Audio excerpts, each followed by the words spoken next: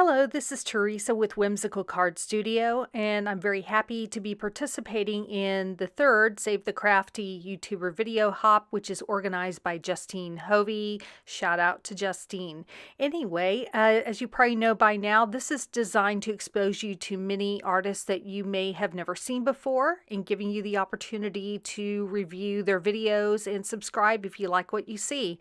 As you can see, there are a lot of lovely sponsors that are giving away 50 plus prizes, and I'm giving away a $25 gift certificate at my own channel to either scrapbook.com or Simon Says Stamp. So please leave your comments below to be eligible for the prize. Now, I started out with a piece of white copy paper, which I folded in half twice. And I'm using some temporary adhesive to make sure that it stays closed as well as stuck down to the inside of my MISTI. So what I'm doing is showing you a technique where you can use literally any stamp. And what you do is you stamp each side of that piece of folded up paper. Whether you choose to use one design or several designs is your choice. I'm going to use 4 different designs today. The first one I'm using is this floral clean border by the Ton Stamps. And what I really want is a super black, dark, and crisp image. So I'm using the MISTI to make sure that I can stamp more than one time and get that result. I'm using Simon Says Stamp Intense Black ink because it is a dye ink and it dries relatively quickly.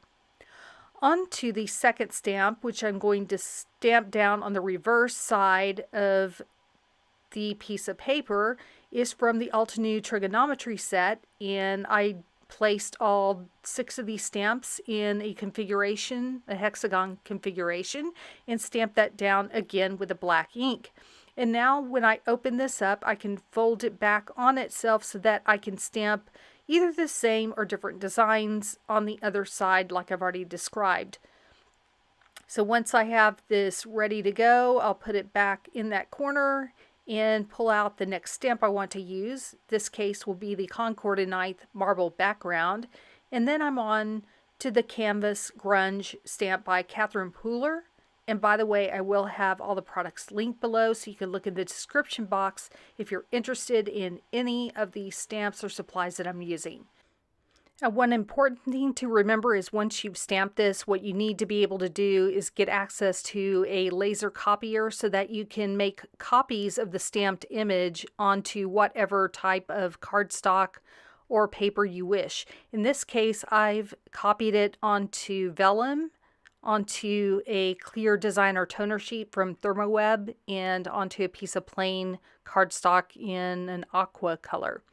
So now I'm moving on to the face where I'm going to apply the foil to each one of these images. As you can see, I went ahead and trimmed all of the pieces into 4 separate card front size pieces. And I'm putting down this deco foil. It's Brutus Monroe dry brush foil, I believe. And then once you put it inside a piece of copier paper, you can run it through a laminator. And I use a Royal Sovereign laminator, which is awesome for this job and not very expensive at all. And so I'm showing you the results on vellum and the clear designer toner sheet, and I will be showing you right here what the results are with different colors of foil. For example, this is a lapis watercolor foil on the marble background. This is rainbow shattered foil.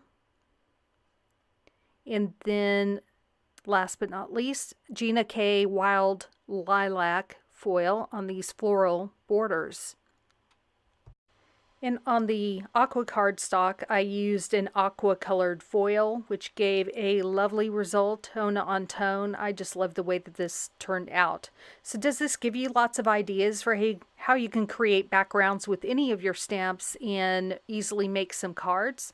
I sure hope that you were inspired by this video. If so, please leave a thumbs up. Leave a comment if you're interested in winning my prize or other prizes that are being offered. And be sure to check out the next video in the description box below. Thanks again for watching.